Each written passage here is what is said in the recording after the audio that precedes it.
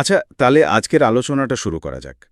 আমাদের হাতে যে টেক্সটটা আছে সেটা হলো ইবনে কাসিরের তাফসির, মানে কোরআনের ব্যাখ্যা।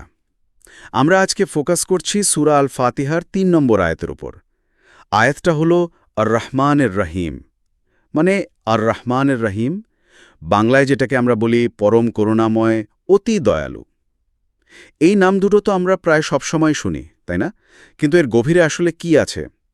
বিশেষ করে এর ঠিক আগের আয়াতেই তো আল্লাহকে বলা হয়েছে রব্বুল আলামিন, মানে সারা জাহানের প্রতিপালক।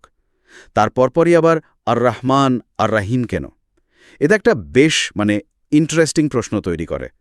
দেখা যাক ইবনে কাসিরের ব্যাখ্যায় এর কি উত্তর পাওয়া যায়। আমরা এটা নিয়েই একটু গভীরে যাব। ঠিক, বিষয়টা আসলে খুব গুরুত্বপূর্ণ। আর ইবনে কাসির কিন্তু শুরুতে আরেকজন বিখ্যাত মুফাসির ইমাম আল কুরতুবির একটা পর্যবেক্ষণ তুলে ধরেছেন। কুরতুবি বলছেন যে আল্লাহ নিজেকে প্রথমে রাব্বুল আলামিন হিসেবে পরিচয় করানোর ঠিক পরে আর রহমান আর রাহিম বলছেন। এটার একটা মানে আছে। রব শব্দটার মধ্যে কেমন যেন একটা কর্তৃত্ব, একটা শক্তি বা ধরুন একটা সম্ভ্রমের ভাব থাকে। তিনি মালিক, তিনি নিয়ন্ত্রক। ঠিক। রব শব্দটা শুনলেই একটা বিশালতার ধারণা আসে, একটা নিয়ন্ত্রণের ছবি ভাসে চোখে। আচ্ছা, তারপর? হ্যাঁ, তো এই যে সম্ভ্রম বা কিছুটা হয়তো হয়তো ভয়ের অনুভূতি আসতে পারে রব শব্দটা থেকে। আল কুরতুবি বলছেন ঠিক তারপরেই আর রহমান আর রহিম শব্দ দুটো এনে আল্লাহ যেন একটা আশা দিচ্ছেন, একটা উৎসাহ দিচ্ছেন। মানে ব্যাপারটা এমন যে হ্যাঁ, আমি সর্বশক্তিমান প্রতিপালক ঠিকই, কিন্তু একই সাথে আমি কিন্তু পরম করুণাময়, অতি দয়ালু। সুতরাং আমার শাসনকে সমীহ করার পাশাপাশি আমার করুণার আশাও রাখো। এখানে একটা দারুণ ব্যালেন্স তৈরি হচ্ছে। ও আচ্ছা, মানে একদিকে তার ক্ষমতা, তার প্রতিপালনের দিকটা, আবার অন্যদিকে তার বিশাল দয়া আর ক্ষমার দিকটা। বাহ, দারুণ একটা ব্যাখ্যা তো। একদম। এটা শুধু দুটো গুণের পাশাপাশি উল্লেখ নয়, বরং এর মাধ্যমে আল্লাহ তার সত্তার একটা পূর্ণাঙ্গ চিত্র দিচ্ছেন, যেখানে শক্তি আর দয়া দুটোই একসাথে আছে। তার মানে সূরা ফাতেহার শুরুতেই আল্লাহ তার পরিচয়ের মধ্যে একটা ভারসাম্য রাখছেন, কর্তৃত্ব আর করুণার ভারসাম্য। আচ্ছা, এই ধারণাটা কি কোরআনের অন্য কোথাও, মানে অন্য কোনোভাবেও কি এটা সাপোর্ট পায়? ইবনে কাসির কি আরও কিছু বলেছেন? হ্যাঁ, অবশ্যই বলেছেন। ইবনে কাসির এই ভারসাম্যের ধারণাটা আরও স্পষ্ট করার জন্য কোরআনেরই অন্য আয়াতের উদাহরণ দিয়েছেন। যেমন ধরুন সূরা আল হিজর এর ৪৯ আর ৫০ নম্বর আয়াত। সেখানে আল্লাহ নবী সাল্লাল্লাহু আলাইহি সাল্লামকে বলছেন, ৪৯ নম্বর আয়াতে বলছেন, আমার বান্দাদের জানিয়ে দাও যে আমি অবশ্যই অতি ক্ষমাশীল, পরম দয়ালু। এটা হলো আশার দিকটা। কিন্তু ঠিক তার পরের আয়াতে মানে ৫০ নম্বর আয়াতে আল্লাহ বলছেন, এবং আমার শাস্তি সেটাও কিন্তু অতি মর্মন্তুদ শাস্তি। তাই তো, একই সাথে দুটো কথা। একদিকে বিরাট ক্ষমা আর দয়ার ঘোষণা, আবার পরেই কঠিন শাস্তির কথা। এটা তো সেই ব্যালেন্সের কথাই আবার বলছে। একদম। আর এখানে খেয়াল করার মতো বিষয় হল আল্লাহ কিন্তু আগে তার ক্ষমা আর দয়ার বিশালতার কথা বলে আশ্বস্ত করছেন, কিন্তু সাথে সাথে তার শাস্তির কঠোরতার কথাও মনে করিয়ে দিচ্ছেন। একটা ওয়ার্নিং দিচ্ছেন যেন, যাতে করে মানুষ শুধু ক্ষমার উপর ভরসা করে একেবারে বেপরোয়া না হয়ে যায়, আবার শুধু শাস্তির ভয়ে আশাও ছেড়ে না দেয়। তার মানে দুটো দিকই খেয়াল রাখা জরুরি। শুধু একদিকে ঝুঁকে পড়াটা ঠিক হবে না। আচ্ছা, ইবনে কাসির কি আরও কোনো উদাহরণ দিয়েছেন এই ধরনের? হ্যাঁ, দিয়েছেন। সূরা আল আন্নামের ১৬৫ নম্বর আয়াতের কথাও তিনি উল্লেখ করেছেন। সেখানে আবার বলা হচ্ছে, নিশ্চয়ই তোমার রব দ্রুত শাস্তি প্রদানকারী এবং নিশ্চয়ই তিনি অতি ক্ষমাশীল, পরম দয়ালু। এখানে দেখুন, ক্রমটা কিন্তু একটু অন্যরকম। আগের উদাহরণে ক্ষমার কথা আগে ছিল, শাস্তির কথা পরে, আর এখানে শাস্তির ক্ষমতার কথা আগে, ক্ষমা আর দয়ার কথা পরে। ও আচ্ছা, তার মানে আগে বা পরে যেভাবেই আসুক না কেন, মূল মেসেজটা কিন্তু একই থাকছে, যে আল্লাহর সত্তায় এই দুটো দিকই ওতপ্রোতভাবে জড়িত। তিনি যেমন দ্রুত শাস্তি দিতে পারেন, তেমনি তিনি ক্ষমা আর দয়ারও আধার। ব্যাপারটা আসলেই খুব ইন্টারেস্টিং হয়ে উঠছে। আচ্ছা, এই যে ভারসাম্য, এটা আসলে কেন এত গুরুত্বপূর্ণ? মানে যদি আমরা একটা বড় পার্সপেক্টিভে দেখি। দেখুন, যদি আমরা এটাকে একটা বৃহত্তর চিত্রের সাথে মেলাই, তাহলে বোঝা যায় যে এটা আসলে আল্লাহর প্রকৃতি সম্পর্কে একটা পূর্ণাঙ্গ আর বাস্তব সম্মত ধারণা দেয়। আল্লাহ শুধু একদিকে ঝুঁকে থাকা সত্তা নন, মানে শুধু দয়ালু বা শুধু কঠোরও নন। তার করুণা যেমন কোনো সীমা মানে না, তেমনি তার ন্যায়বিচার, তার কর্তৃত্বও প্রশ্নাতীত। এই ভারসাম্যপূর্ণ চিত্রটা জরুরি, যাতে মানুষ আল্লাহ সম্পর্কে কোনো খণ্ডিত বা একপেশে ধারণা না রাখে।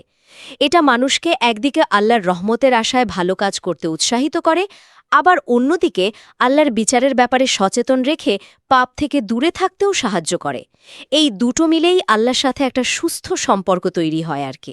এই ভারসাম্যপূর্ণ সম্পর্কর ধারণাটা আসলেই খুব গভীর। আচ্ছা, এই প্রসঙ্গে কি কোনো হাদিস, নবী সাল্লাল্লাহু আলাইহি ওয়াসাল্লামের কোনো কথা কি উল্লেখ করা হয়েছে ইবনে কাসিরের তাফসিরে? হ্যাঁ, একটা অত্যন্ত প্রাসঙ্গিক এবং বেশ শক্তিশালী হাদিস উল্লেখ করা হয়েছে, যেটা সহিহ মুসলিম শরীফে আছে।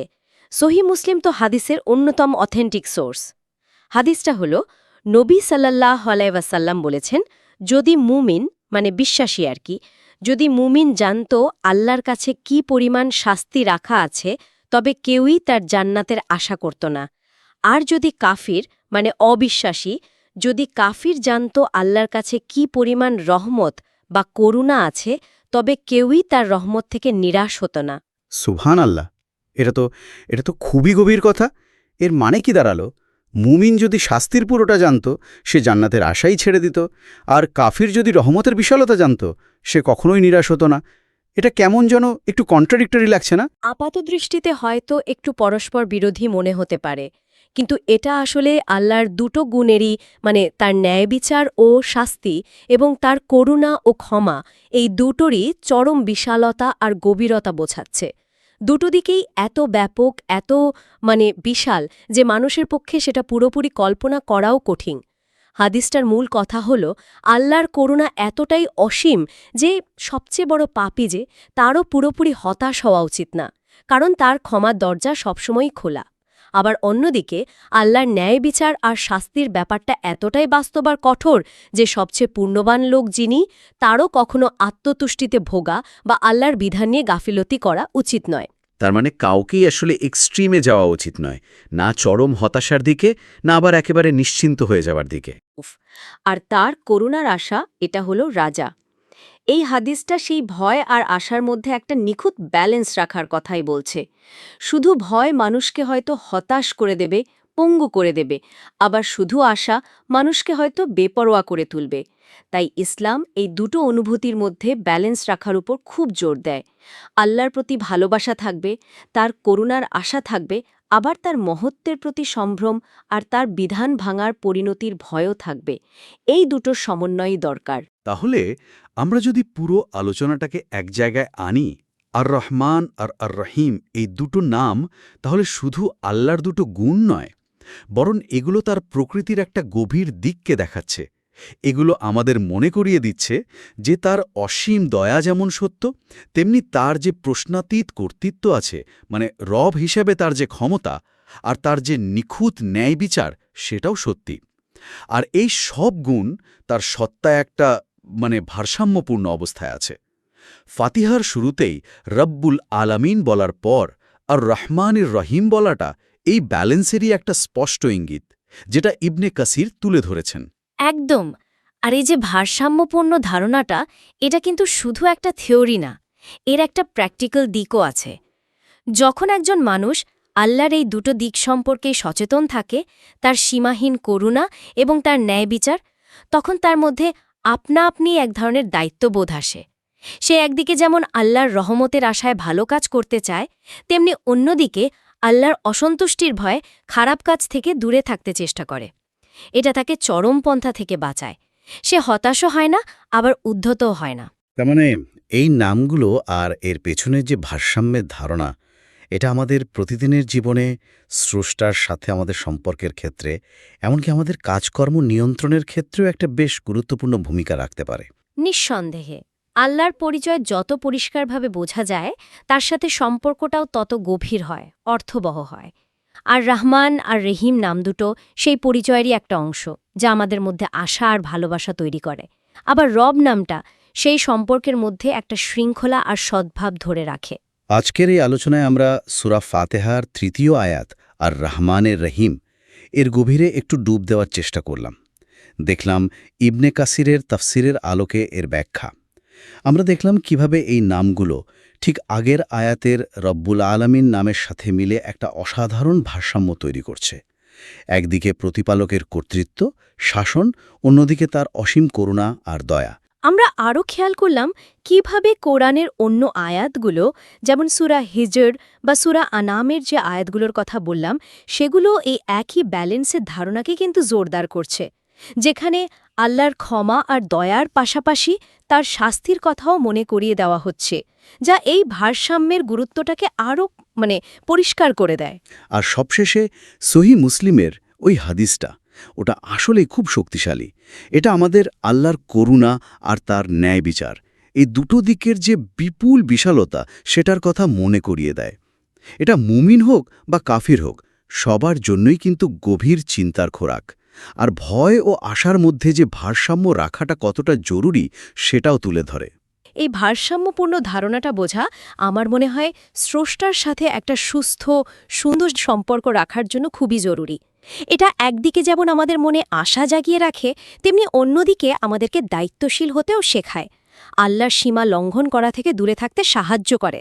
এই আলোচনার শেষে একটা প্রশ্ন মনে আসছে, যেটা নিয়ে হয়তো আরও ভাবা যেতে পারে। ওই যে হাদিসটাতে বলা হলো, মুমিন যদি শাস্তি সম্পর্কে জানত আর কাফের যদি রহমত সম্পর্কে জানত, এখান থেকে একটা চিন্তার জায়গা তৈরি হয় যে কিভাবে একই সাথে ঐশ্বরিক করুণার এই অপার বিশালতা আর ঐশ্বরিক বিচারের এই কঠিন বাস্তবতা, এই দুটো চরম সত্যকে একসাথে ধারণ করা, একসাথে মনে রাখা একজন মানুষের দৃষ্টিভঙ্গি, তার আশা, তার ভয় আর তার প্রতিদিনের কাজকে প্রভাবিত করতে পারে। এই যে দ্বৈত চেতনা, এটা নিয়েই পথ চলা হয়তো। এটাই ঈমানের একটা বড় চ্যালেঞ্জ, আবার হয়তো এটাই এর সৌন্দর্য। এটা নিয়ে অবশ্যই আরও ভাবার সুযোগ আছে।